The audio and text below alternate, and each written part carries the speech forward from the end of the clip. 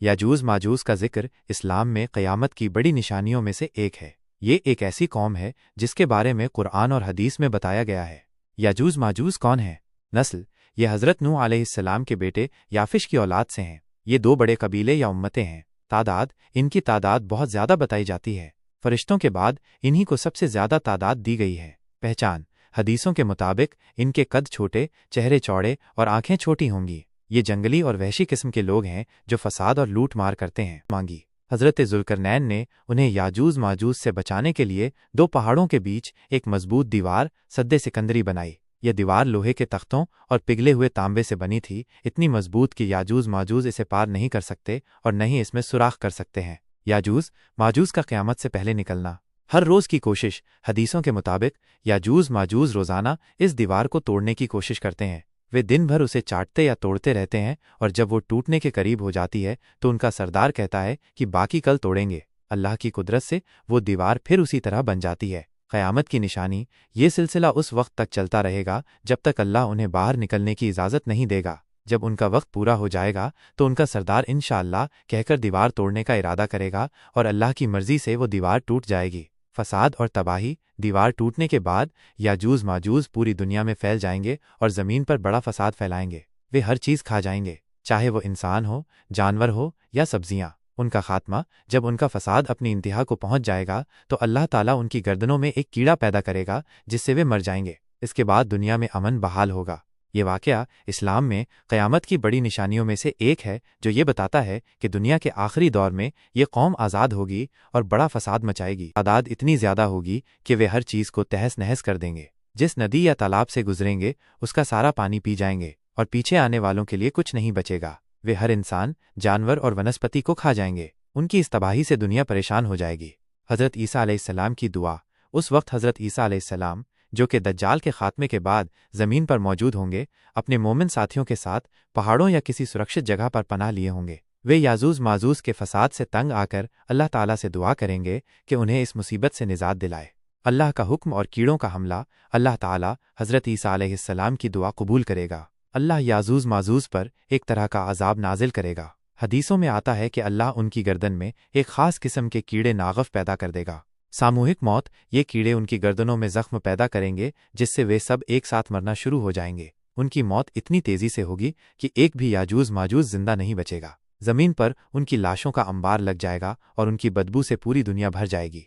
ज़मीन की पाकीज़गी: हज़रत ईसा अलैहिस्सलाम और मोमिन लोग अल्लाह से दुआ करेंगे कि इन लाशों और बदबू से ज़मीन को पाक करे। अल्लाह ताला फिर एक बड़ी बारिश नाजिल करेगा जो उन लाशों को धोकर समंदर में बहा देगी। इस तरह ज़मीन एक बार फिर साफ और पाक हो जाएगी। इस वाक़ये का महत्व: याजूज माजूज का खात्मा ये दर्शाता है कि अल्लाह ताला अपने नेक बंदों की दुआएं कबूल करता है और किसी भी बड़े से बड़े फसाद को पल भर में ख़त्म करने की कुदरत रखता है। यह क़यामत की निशानियों में से एक है जो ये बताती है कि अल्लाह ही हर चीज़ पर गालिब है।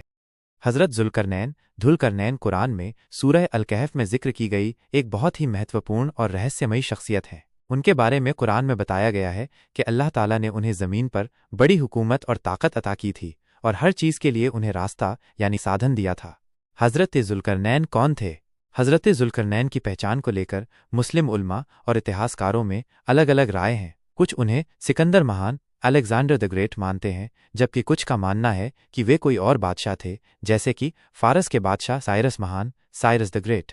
हालांकि ज़्यादातर इस्लामी विद्वान इस बात पर सहमत हैं कि वे एक नेक, परहेजगार और इंसाफ पसंद बादशाह थे और अल्लाह के एक नेक बंदे थे। उनके बारे में ये भी कहा जाता है कि उन्होंने दुनिया के पूर्वी और पश्चिमी छोर तक यात्राएं की।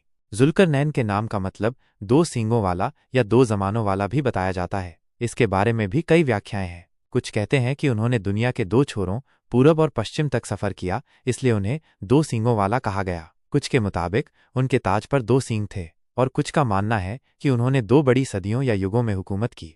उनकी तीन बड़ी यात्राएं और याजूज माजूज की दीवार। कुरान सूरह अल-कहफ़ में हज़रत ज़ुल्करनैन की तीन बड़ी यात्राओं का जिक्र है जो उनकी शक्ति और इंसाफ को दर्शाती हैं।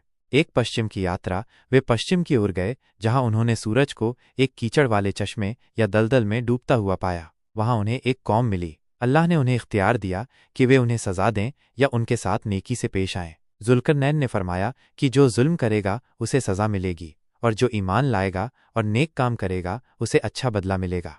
2. पूरब की यात्रा। फिर वे पूरब की ओर गए, जहां उन्होंने सूरज को ऐसी कौम पर निकलते देखा जिनके लिए सूरज से बचने का कोई पर्दा, छत या साधन नहीं था। जुल्करनैन ने वहां भी अल्लाह के हुक्म से इंसाफ कायम किया। 3. दो पहाड़ों के बीच की यात्रा और याजूज माजूज। उनकी तीसरी यात्रा सबसे अहम है, जो याजूज माजूज से जुड़ी है। वे दो पहाड़ों के बीच एक ऐसी जगह पहुंचे जहां उन्हें एक कौम मिली जो ठीक से बात भी नहीं समझ पाती थी। इस कौम ने हज़रत जुल्करनैन से शिकायत की कि याजूज माजूज एक फसादी कौम उन पर हमला करते हैं और ज़मीन में फसाद फैलाते हैं। उन्होंने जुल्करनैन से गुजारिश की कि वे उनके और याजूज माजूज के बीच एक दीवार बना दें और इसके लिए खर्च भी उठाने को तैयार थे। हज़रत जुल्करनैन ने उनकी पेशकश कबूल की, लेकिन पैसे लेने से इनकार कर दिया। उन्होंने कहा कि अल्लाह ने उन्हें जो ताकत दी है वो काफ़ी है। उन्होंने उस कौम से मदद मांगी और लोहे के बड़े बड़े टुकड़े लाने को कहा। जब लोहे के टुकड़े जमा हो गए तो उन्होंने उन्हें दो पहाड़ों के बीच रखा और लोगों से आग जलाने को कहा। जब लोहा गर्म होकर सुर्ख हो गया तो उन्होंने कहा कि अब इस पर पिघला हुआ तांबा या पीतल डालो। इस तरह उन्होंने लोहे और तांबे से एक बेहद मजबूत दीवार, जिसे सद्दे सिकंदरी भी कहा जाता है, बना दी। यह दीवार इतनी मजबूत थी कि याजूज माजूज न तो इसे फांद सकते थे और न ही इसमें कोई सुराख कर सकते थे। हज़रत जुल्करनैन ने फरमाया, ये मेरे रब की रहमत है, और जब मेरे रब का वादा पूरा होगा तो वो इसे रेजा रेजा कर देगा, और मेरे रब का वादा सच है।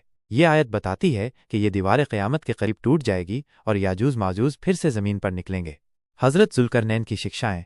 हज़रत जुल्करनैन का किरदार हमें कई महत्वपूर्ण सबक देता है। अल्लाह की नेमतों का शुक्र। उन्होंने अपनी शक्ति और बादशाहत का इस्तेमाल अल्लाह की रज़ा के लिए किया, न कि अपनी निजी इच्छाओं के लिए। इंसाफ और रहमत। उन्होंने हर जगह इंसाफ कायम किया और कमज़ोरों की मदद की। ज्ञान और साधन। अल्लाह ने उन्हें ज्ञान और साधन दिए जिनका उपयोग उन्होंने लोगों की भलाई के लिए किया। अल्लाह पर भरोसा।